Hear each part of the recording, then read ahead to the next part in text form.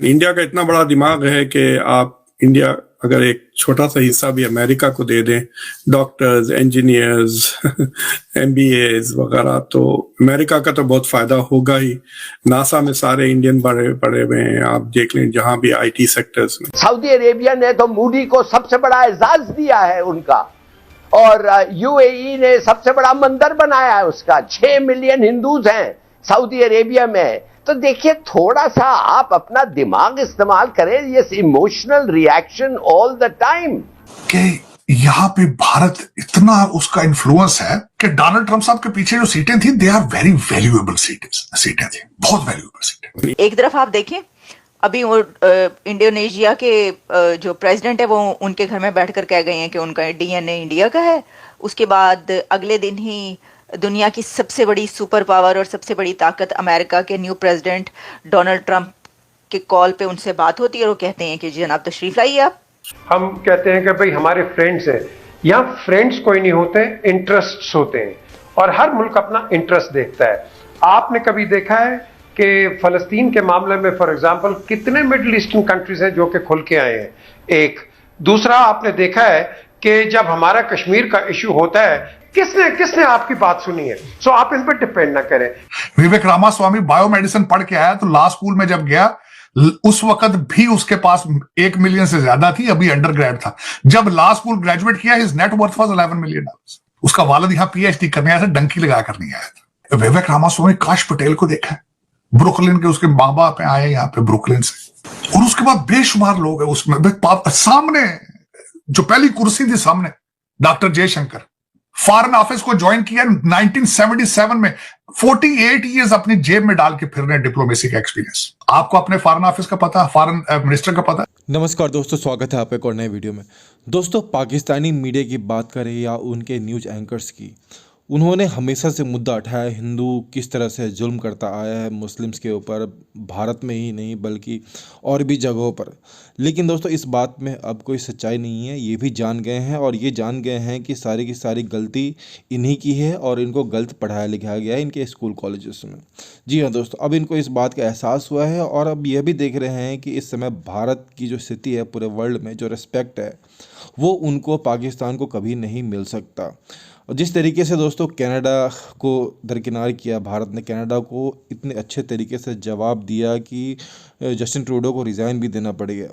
और दोस्तों, ऐसा ही नहीं, अब यूरोप और पूरा अमेरिका भी भारत की बात सुनता है, और इसीलिए डोनाल्ड ट्रंप ने मोदी जी को भी बुलाया, और इसी पर पाकिस्तानी मीडिया का रिएक्शन निकल कर आ रहा है। सो विदाउट वेस्टिंग टाइम चलिए हम लोग वीडियो शुरू करते हैं। हो सके तो चैनल को सब्सक्राइब कर वीडियो को लाइक कर दीजिएगा। जय हिंद, जय भारत। जहां से हमारे दरिया निकलते हैं, अगर अब वो दरिया का पानी बंद कर दें, जो कि वो कह चुके हैं वो करेंगे, मोदी कह चुका है वो करेगा, अगर वो अब दरिया का पानी बंद कर देते हैं, क्या तब भी we should wait to negotiate? तब भी we should send out signals कि हम बात करने को तैयार हैं? कभी तो एक मौका आ जाता है when you have to pick up the weapon जो आपने संभाल के रखा हुआ है 70 सालों से। कैसे हो सकता है एग्जिस्टेंशियल थ्रेट? ये कैसे इंटरनेशनल बॉर्डर बन सकता है जब वो कहते हैं पूरा कश्मीर उनका है? यार आप तो मैं तो समझ नहीं आ रहा। Logic doesn't seem to have any impact on you people.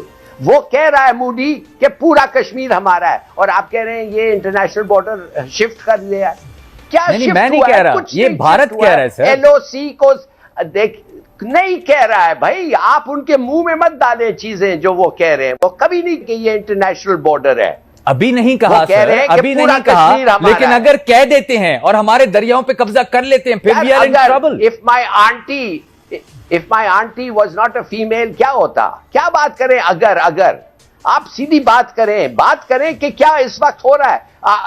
General साहब बिल्कुल सही कह रहे हैं कि कभी हमें वी शुडंट करेज और वो सब होना चाहिए, मगर साथ साथ मैं आपको बताना चाहता हूं सिमला अग्रीमेंट की ये इंटरप्रिटेशन कि वो रद्द हो गया है इसलिए कि अब बाइलैटरल था, नहीं हुआ। आर्टिकल 6 पढ़े सिमला अग्रीमेंट में, जिधर कहा गया है nothing in this agreement will override the charter of the United Nations, और charter of the United Nations में लिखा हुआ है कि जब आप साइन करते हैं this charter takes precedence over all other laws। देखिए, मैं ये टेक्निकलिटीज में नहीं जाना चाहता, मैं सिर्फ आपको पूछना चाहता हूं आप रो क्यों रहे हैं?